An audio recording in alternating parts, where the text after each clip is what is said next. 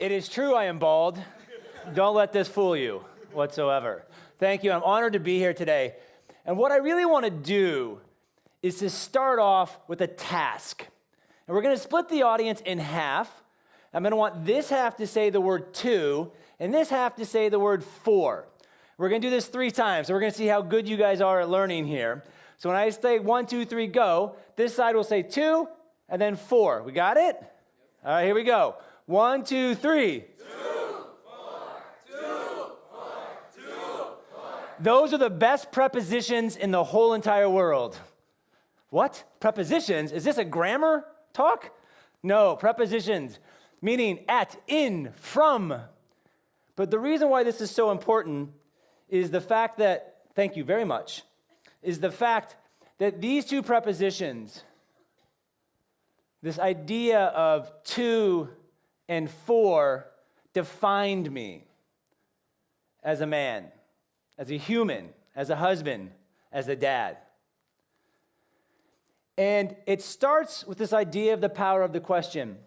But what's most relevant to me is a story to tell you how I got from 2 to 4. It was 1996.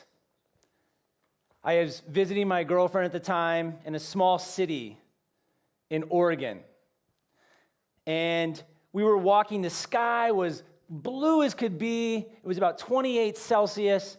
And we entered the dorm room, her roommate, my girlfriend, and myself. And I can remember as vivid as can be as you walk in, the door opens, and on the left, there are 2 dressers with 4 drawers, a closet, 2 desks, really well put together, immaculate, almost like an IKEA catalog, which made me feel like maybe they didn't study whatsoever. Then there was a bunk bed. The walls were off-white. The floor was white tile with a beautiful rug. And as we walked in, the phone rang. And Alyssa grabbed the phone. She said, uh-huh. And she handed me the phone. Now, no one knew that number. And as I answered the phone, my heart skipped a beat because the voice on the other end said, Jim, your dad is dead. Now, like in every good movie, in a tragic scene, I fell to my knees. Tears came out of my eyes. I was screaming the word no. I had lost complete control. And for the next 4 years, I spent a lot of time using the preposition to. Why did this happen to me? Why did my dad die at 49? Why did he die when I was 20? Why did that teacher take advantage of me? And it was again and again, the macro conversation I had inside my head was the word to. It happened to me. I was a victim of my own journey. But then something amazing happened 4 years later. 4 years later, now I know we have some car racing fans in here. I was coming home at 2 a.m. I was living in Portland, Oregon. I was driving this amazing 1998 Honda Accord, brand new. I was working for an advertising agency. I opened the 41st office. So I'm 24. I'm shooting way above my skill set at this point. And I'm coming home at 2 a.m. Now, I was thinking in my head, I was Lewis Hamilton. I'm going to give you a daily reference for this time being because Lewis Hamilton wasn't racing back then. But there was this S-turn. And I thought to myself, I bet I can get going really fast with this S-turn. And I hit the S-turn, and I see this car whip a U-turn. Lights come on. And 2 thoughts came into my head. Thought 1, be the responsible adult and pull over. Thought 2, I bet I could beat him to my house. I can get out of my car, and I can get in and get away with the complete crime of the century. I didn't think of option 3. When the police officer pulled up behind me at my house, tapped on my window. Yes, officer. Have you been drinking? Yes, officer. Now, I was living with my mom at the time, so needless to say, the fact that she comes out of the house with her baby boy in handcuffs being put in the back of a police car, being taken downtown, was probably not a sight she would want up on the refrigerator. But the reality was that was the best event that ever happened in my life. The judge said that I had to spend 2 years in Outpatient Program. Outpatient Program, for those who don't know what that is, that essentially is I live my life as normal as can be during the day, but at night, I have to go to a therapy clinic for addicts. And I had to go 4 nights a week for 3 hours a night for 6 months. That's 288 hours. Then I had to go 1 night a week for 3 hours for 6 months. And then I had to see a psychologist for another year. And the most profound thing happened to me because I switched the type of question I was going to ask myself. I was going to move from it happened to me to it happened for me. Imagine the conversation, how it shifts. Because at that moment, I started looking for the opportunity of growth, the opportunity to learn. I moved from the position of being a victim to the position of being an opportunist with that change in preposition. And that got me to think, this whole idea of Newton's law, that for basically every action, there is an equal or opposite reaction. So in my mind, every question you ask, there is an opportunity to have an equal and opposite reaction. Positivity, negativity. And so that led me to my book. And what was really important about this is that for 15 years, I didn't know if this whole philosophy in my mind of 2 and 4 really worked. But when I started my podcast in 2015, I interviewed over 140 executives from Fortune 100 companies all the way to entrepreneurs and everything in between. And the biggest finding that I had, that I received, that I learned, that I espouse now in this book, is that these leaders who thrived in life, who thrived in their job, their home, is that they took their moments of adversity and they said, you know what? It didn't happen to me. It happened for me. That's pretty powerful. And it wasn't just one leader. It was 100 leaders who went through this. And not all of them had that instantaneous, it happened for me, yay! No. Many of them embraced the suck, right? They embraced it. But it took time for them to get through it, to understand on the other side that it happened for a reason. So this really got me to think about this idea of what type of questions do we normally ask as human beings? Most of us don't really put much thought into the questions that we ask. Most of us really just think, how's your day? How was your food? How's your this? How's your that? What was that like? But they're very transactional in nature. And so what we're going to do is we're going to have a little experiment in the audience now. And what's going to happen is I'm going to put a question up on the screen. And you are going to take a minute, and you're going to turn to the person to your left and to your right, and you're going to ask them this question. And I want you to see how the answer comes out. I want to see how your question comes out. And I want to get a sense of how you feel when you ask this type of question. Are we ready? What? Are we ready? Yes. All right. Here we go. First question. We're going to do 2 questions, have a little talk. Here we go. How is your week or day? Turn the person to your left or right. I'm going to give you 30 seconds to ask this question. Ready? Go.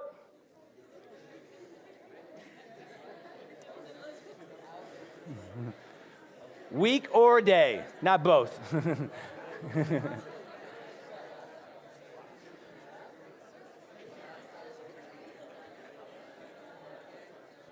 I can see the smiles in your faces.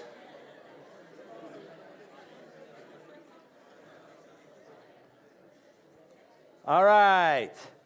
Now, what's really interesting about that is how many of you, when you asked that question, just by a show of hands, used 1 or 2 words to describe it? Fine, good, great. Show of hands, how many used one of those phrases? This is the norm of how we answer that question. But is it your fault how you answered it, or is it my fault how I asked it? We're going to try one more. Tell me about a project activity that you failed at. Okay? Turn the person to your left or right, ask them that question.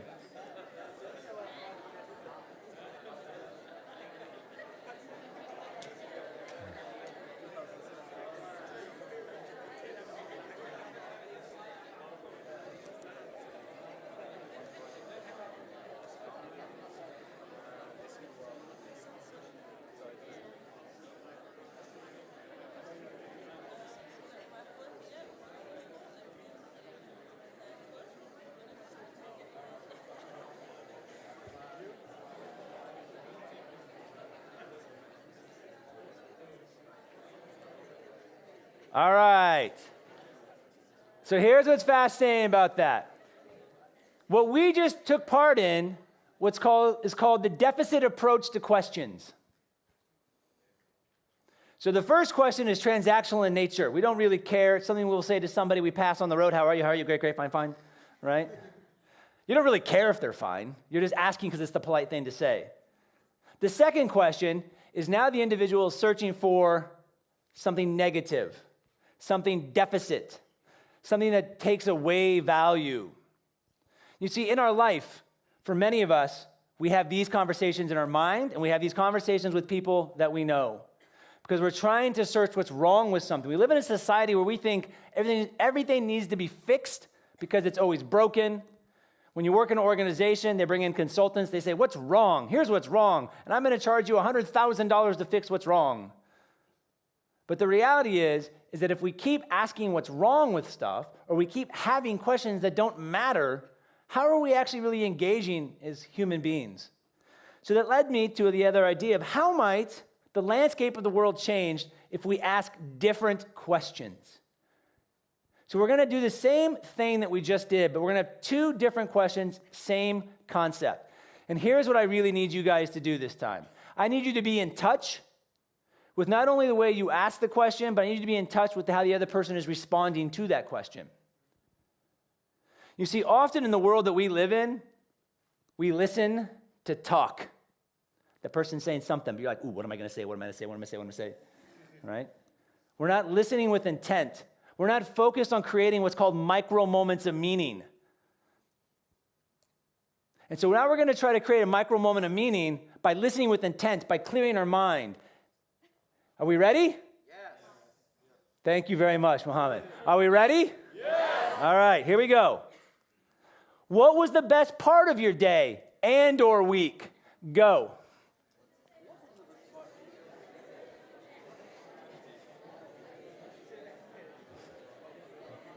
Okay.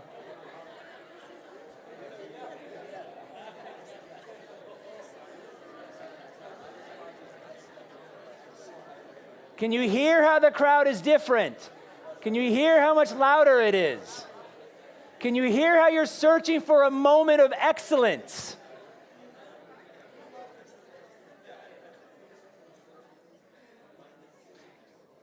Awesome. Awesome.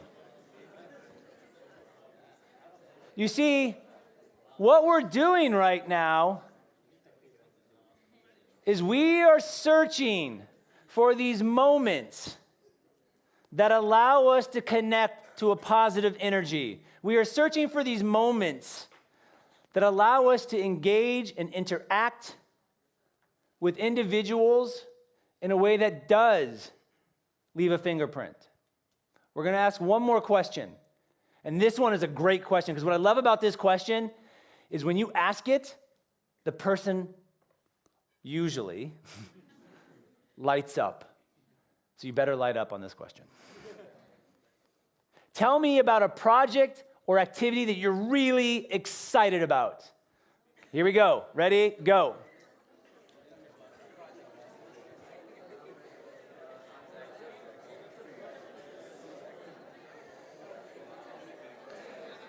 After you ask the question, is there a follow-up question? Maybe why?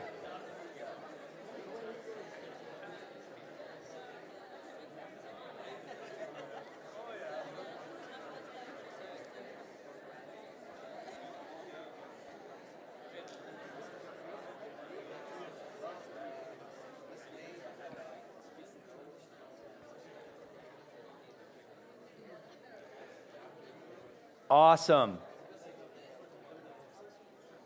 That's very American, right? When I say the word awesome, I can't be any more American than I say that. So, the journey that we're on right now is that for those of you that really engage with this with intent, when you clear your minds, we're doing what's called appreciative approach. There's a famous researcher called David Kuppenreiter. He came up with a concept called appreciative inquiry. And in a nutshell, what we just did was a mini appreciative inquiry. And the concept behind it is very simple. And the research behind it is very, very strong.